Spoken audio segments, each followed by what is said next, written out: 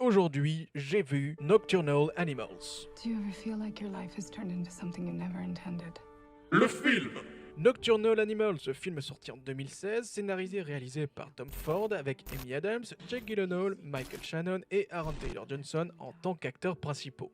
Le film est une adaptation du roman Tony et Suzanne, sorti en 1993, écrit par Austin Wright.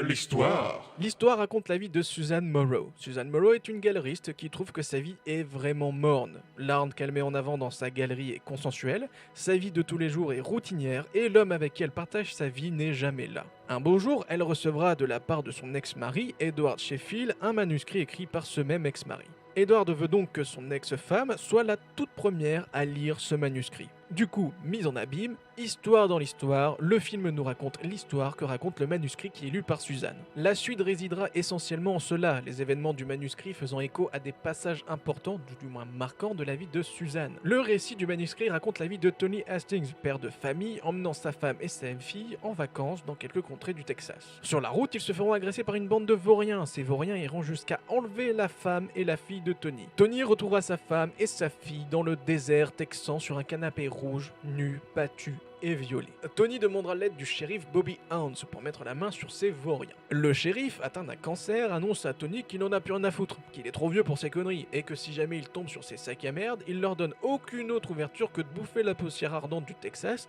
les rotules explosées et les dents plantées sur le crâne, telle une couronne de la honte. Les vauriens sont appréhendés et après moult déconvenus sont tués. Tony, qui s'était alors pris un coup de tuyau quelconque, se réveille, la tronche en sang, marche, titube, tombe et s'explose le ventre avec le pistolet qu'il tenait. Après la lecture de ce manuscrit, Suzanne, qui verra dans les personnages et dans les événements des allusions évidentes à sa vie passée avec Edward, décidera d'envoyer un message à son ex-mari pour lui demander de le voir pour en discuter. Le film se termine sur Suzanne attendant dans un restaurant. Pendant longtemps, la question sur la venue d'Edward reste en suspens puisqu'on coupe directement sur le générique de fin. Alors, c'était bien. On parle de quel film? Le film dans le film ou le film autour?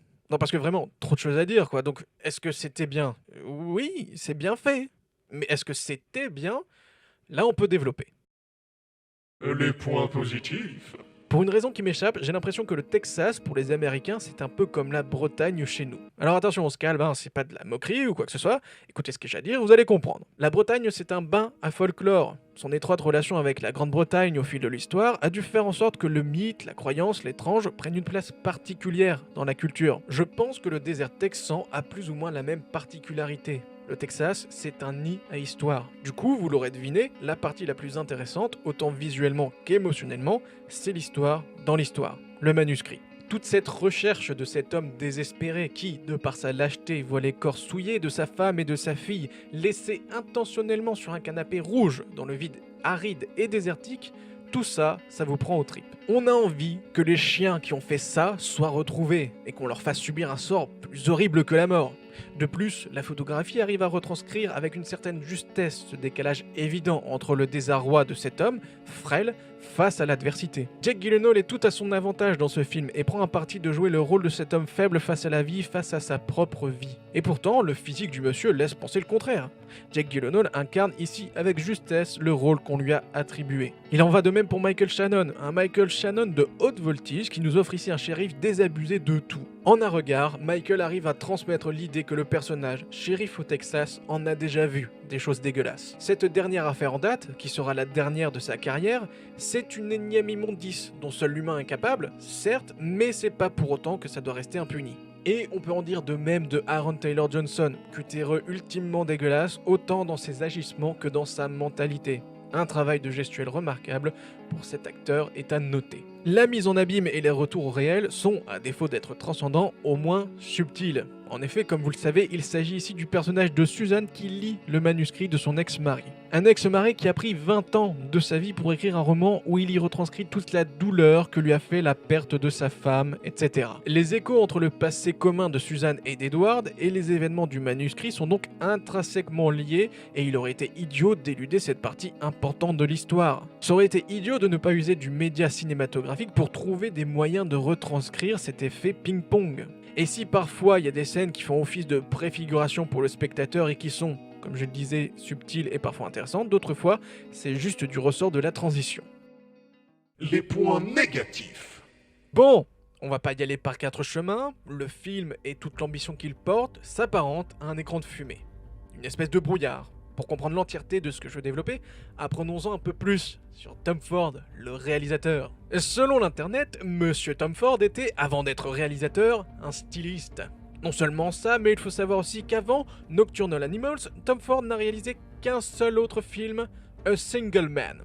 Alors, le film en question, je l'ai pas vu à l'heure où j'écris, mais là n'est pas la question. Ce que je veux mettre en avant, c'est qu'on a affaire ici à une personne qui est loin d'être expérimentée. Attention, je ne dis pas qu'il n'a pas d'expérience, je dis qu'il en manque. Parce que, et là, autre tard de mon côté, je n'ai pas lu le roman non plus. Mais il reste que le film souffre d'une gestion du rythme trop chancelante. Les oscillations entre le réel et le manuscrit dans le film font que, naturellement et involontairement, on compare. On en vient à se dire que le film dans le film est beaucoup plus intéressant et mériterait d'être un film à lui seul. Un film qui, certes, ne serait pas le plus original du monde, mais un film qui serait complet et concret. De l'autre côté, les passages de réel sont insipides. Et quand bien même j'adore Amy Adams, je trouve que de manière générale, elle arrive à prendre à bras le corps n'importe quel rôle. Ici, elle est chiante. Parce que, qu'on recontextualise, on est en train de voir un film sur quelqu'un qui lit. La situation n'est quand même pas la plus propice pour exploiter les capacités d'acteur.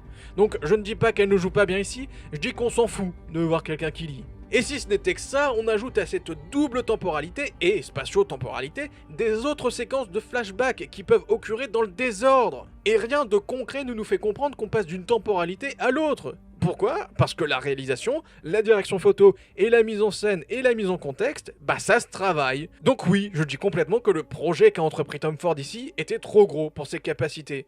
On pourra me dire que... Bah si, on peut savoir quand se passe l'action, hein, puisque l'actrice principale change de coiffure entre deux. Bon, les petits malins, on va pouvoir faire deux choses ici. Dans un premier temps, l'action générale, j'entends par là toutes les actions qu'on nous montre dans le film, dans chacune des temporalités, ça se passe sur 20 ans. Et je suis désolé, à moins que le film se passe dans un univers parallèle où on a trouvé des élixirs de jouvence, 20 ans dans la gueule, ça se voit. Regardez, ça c'est moi à 6 ans, et ça c'est moi à 26 ans. Oui, bon, là c'est trop évident, mais prenons d'autres exemples. Ça c'est Bruce Willis dans Die Hard, Piège de cristal, en 98, et ça c'est Bruce Willis, pas 20 ans, mais 19 ans plus tard, dans Die Hard 4. Se prendre 20 ans dans la tronche. Et là on va me dire que parce que ça se voit plus chez les hommes que chez les femmes, bon du coup, je vous donne Catherine Deneuve dans les années 80, et paf, Catherine Deneuve en 2000. Comment ça compte pas parce qu'elle a fait de la chirurgie? Bon bref, toujours est-il que vous me faites chier et 20 ans, c'est beaucoup. Et c'est pas juste en donnant une coiffure différente à ton actrice principale que ça va duper qui que ce soit. Bref, l'autre chose qu'on va développer, c'est le traitement de la femme.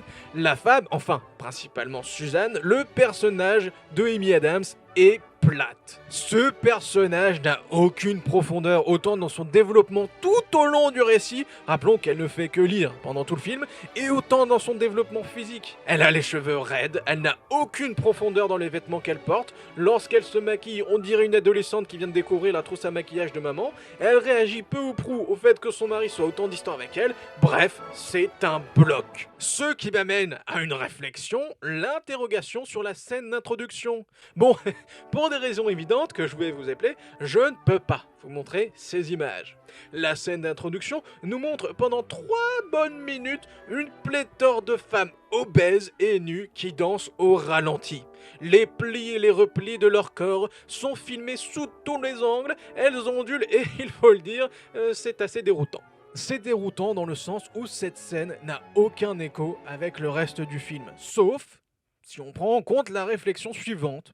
L'œuvre entière, du livre jusqu'à son adaptation, est une ode à l'aversion de la femme. Ou, si ce n'est pas à son aversion, c'est un pamphlet pour l'incompréhension du comportement féminin et de l'être féminin. Parce que puisque cette scène n'a pour autre explication que d'être un spectacle qui est exposé dans la galerie d'art de Suzanne, il reste que c'est la scène d'introduction du film et que la mise en abîme est composante du film lui-même. Donc, est-ce une scène qui a pour but de révulser? Est-ce que c'est une scène qui a pour but de démontrer que l'homme qui ne comprend pas la femme suppose qu'elle s'accepte et qu'elle est heureuse alors qu'elle est en obésité morbide? On ne sait pas. Du reste, on se retrouve avec un personnage principal féminin avec lequel on ne peut avoir d'empathie. Du coup, si on s'en réfère à ma supposition ou si on s'en réfère au fait que le personnage principal féminin est inintéressant, ça veut dire que le personnage envers lequel on devrait avoir de l'empathie, ce serait le personnage d'Edward et de Tony? Eh ben mon cochon, si c'est le cas, on n'est pas sorti du sable. Non, parce que vous savez, il existe des personnages dans l'histoire de la création qui sont destinés à être des personnages que le spectateur va détester. De par ses exactions, de par son comportement anormal, etc., ces personnages sont modelé pour être détesté. Alors oui, je sais que j'ai dit plutôt que Jake Gyllenhaal joue bien, mais ça n'empêche rien au fait que le personnage est haïssable au plus haut point. Le personnage de Tony, mais... Oh, quel lâche! C'est insupportable de voir cet homme flâner en prenant la moindre occasion pour soit se plaindre, soit parler fluettement, soit pour pleurer. Je veux dire, on passe au moins 10 bonnes minutes à le voir se faire malmener par 3 Mongols aux allures de criquet, alors qu'un petit énervement et une droite bien placée auraient broyé la mâchoire de ses gringalets. Tony, alors qu'il vient de se faire bousculer et que sa femme et sa fille sont en train de se faire approcher, reste dans le compromis avec ses agresseurs, dont le tour de bras est aussi gros qu'une jambe de bébé. De bébé prématuré. Le mec reste encore à dire Gna gna gna, les touchez pas. mais énerve-toi, vieux mec! Voilà, qu'est-ce que c'est que ça? On est où là? S'il y a une guerre, est-ce que ces mecs-là vont aller mettre des patates? Et toute cette scène a pour but de mettre en exergue quoi? La sensibilité artistique? Oui, rappelez-vous, je l'ai dit plus haut aussi, Edward fait part de son ressenti et de sa douleur dans ce manuscrit. Puis encore, le personnage le dit lui-même. Un artiste parle toujours de lui dans son œuvre. Donc, l'homme artiste ne peut être qu'un homme faible face au monde, parce que sa trop grosse sensibilité, oh là, quelle grosse sensibilité, tu la sens, ma grosse sensibilité? Cette grosse sensibilité t'empêche d'agir? Ça l'empêche d'être? Ça l'empêche d'être un minimum en phase avec le monde? Il est obligé d'être un martyr? Il est obligé d'être maudit? Quelle débilité, c'est incommensurable. Enfin, je veux dire, on n'est pas obligé d'être passif de sa vie. On peut être réactif tout en étant sensible. Bref, j'aimerais conclure sur ce que j'avais mis en avant au début. Ceci est une vision personnelle, mais étant donné le réalisateur, je ne suis pas étonné du résultat. Tout en surface, jamais en profondeur. Les stylistes de haute couture ont la même approche à l'art que les adolescents à la poésie. Ils savent que c'est beau parce qu'on leur dit, mais ils ne saisissent pas l'essence. Voilà. C'était une review rapide, ou pas tellement, et pas complète de Nocturnal Animals, avec un avis complètement biaisé. N'oubliez pas le like et le commentaire, on se dit à la prochaine fois, salut!